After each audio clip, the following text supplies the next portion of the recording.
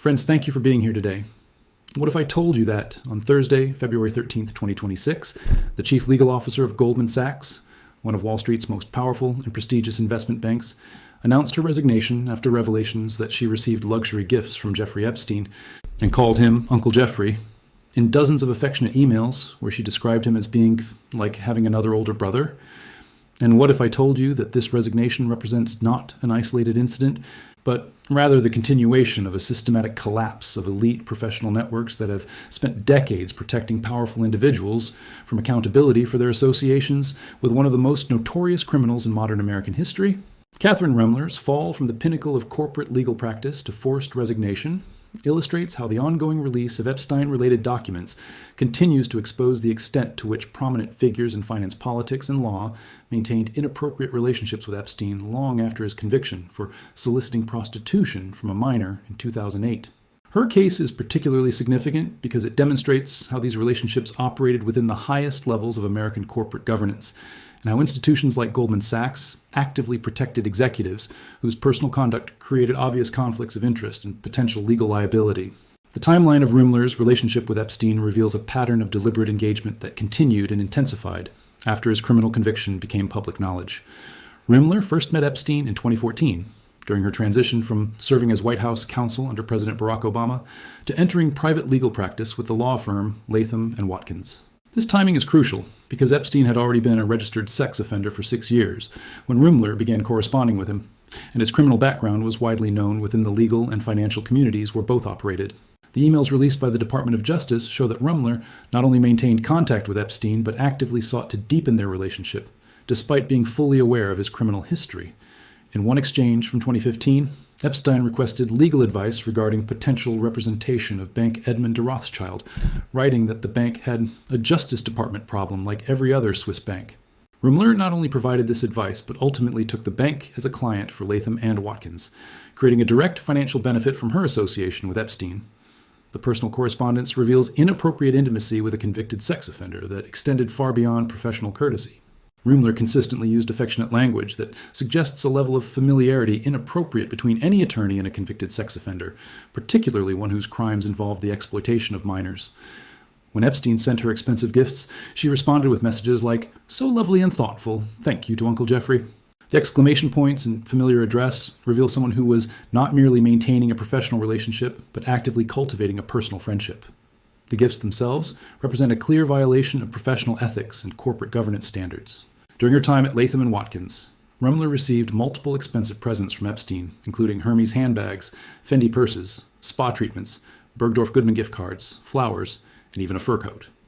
These items, worth tens of thousands of dollars, were given by someone who was already a convicted sex offender to an attorney who was simultaneously providing legal services that benefited Epstein's financial interests.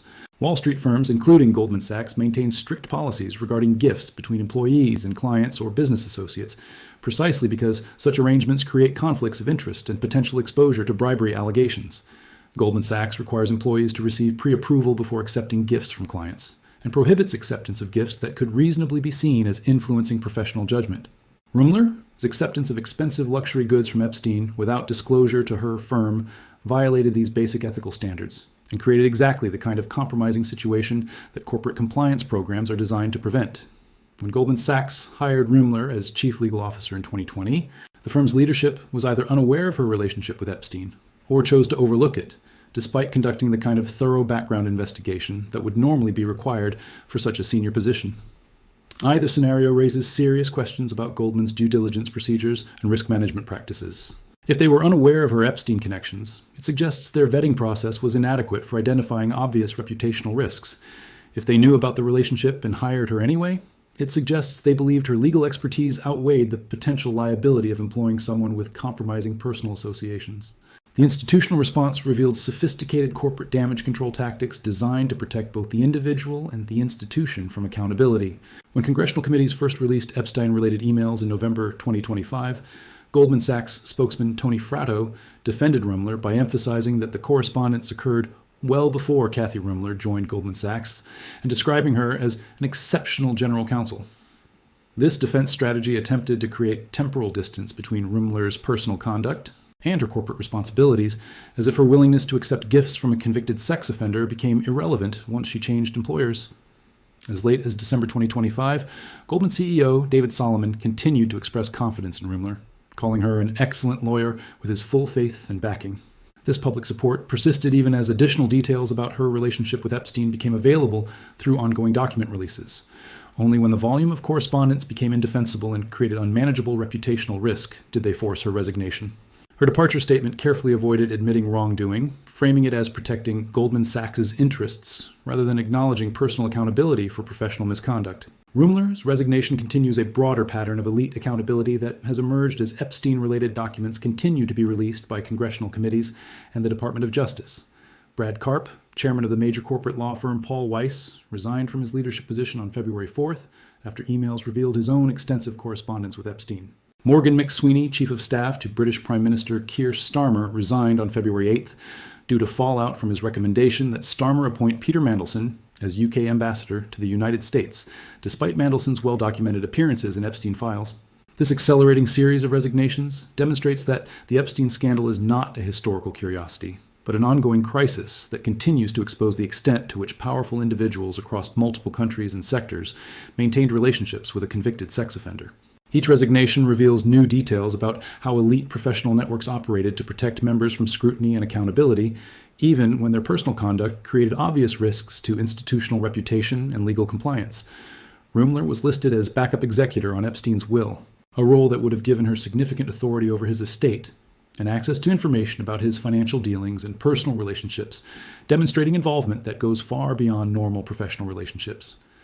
The legal implications of these relationships extend far beyond professional embarrassment or reputational damage, and into potential criminal liability for those who provided services that facilitated Epstein's operations while maintaining personal financial benefits from those relationships. The international scope reveals elite corruption transcending national boundaries and institutional affiliations. When British officials resigned due to Epstein connections, it demonstrates that these networks operated globally while providing mutual protection from accountability. The timing of these revelations also coincides with broader questions about how financial institutions and law firms have historically handled clients and associates with criminal backgrounds or questionable reputations. The Epstein case has revealed that many prestigious firms were willing to provide services to someone with a documented history of criminal conduct, suggesting that reputational considerations were subordinated to financial opportunities as long as their relationships could be maintained privately. The financial sector's response will determine whether this leads to meaningful governance reforms or merely removes individuals unlucky enough to have documented relationships.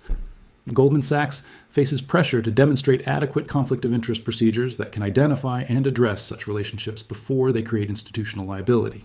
The diplomatic complications extend well beyond American corporate governance, as the resignation of British officials demonstrates that the scandal has compromised transatlantic relationships and raised questions about the vetting procedures used by allied governments when appointing senior officials.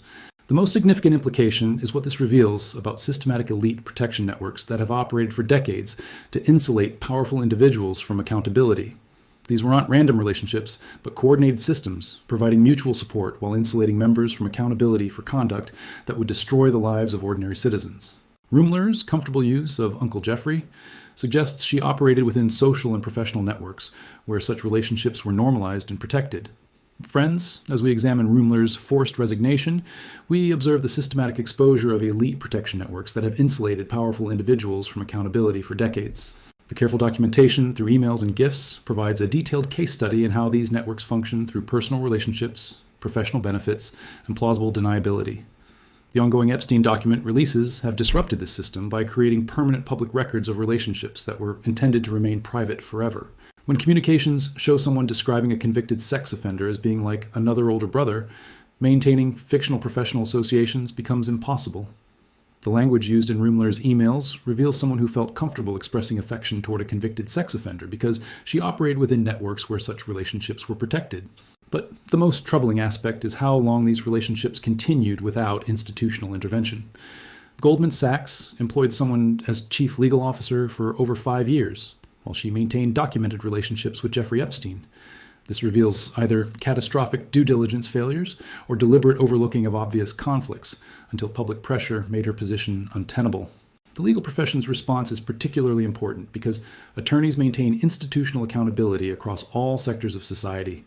When prominent legal professionals maintain personal relationships with convicted sex offenders, while providing beneficial services, it undermines public confidence in equal justice and ethical practice. When the chief legal officer of a major financial institution maintains affectionate personal relationships with convicted criminals, it represents a fundamental breach of professional responsibility. The mathematical certainty of additional revelations should concern anyone believing. Professional advancement should be based on competence rather than elite network membership. The Epstein files provide a roadmap for understanding how these networks operate, while creating opportunities for systematic reforms, rather than merely removing documented individuals. The ultimate test will be whether institutions demonstrate genuine transparency and accountability, or merely adapt procedures to better conceal future compromising relationships. The current wave of elite accountability creates an opportunity to establish new standards for professional accountability and institutional governance. But this opportunity will only be realized if it leads to systematic reforms rather than cosmetic changes designed to manage public relations. When elite protection networks operate in darkness, they maintain fiction about separated personal and professional spheres. When exposed to public scrutiny, the systematic nature of elite corruption becomes undeniable, and institutions face pressure to demonstrate genuine commitment to reform.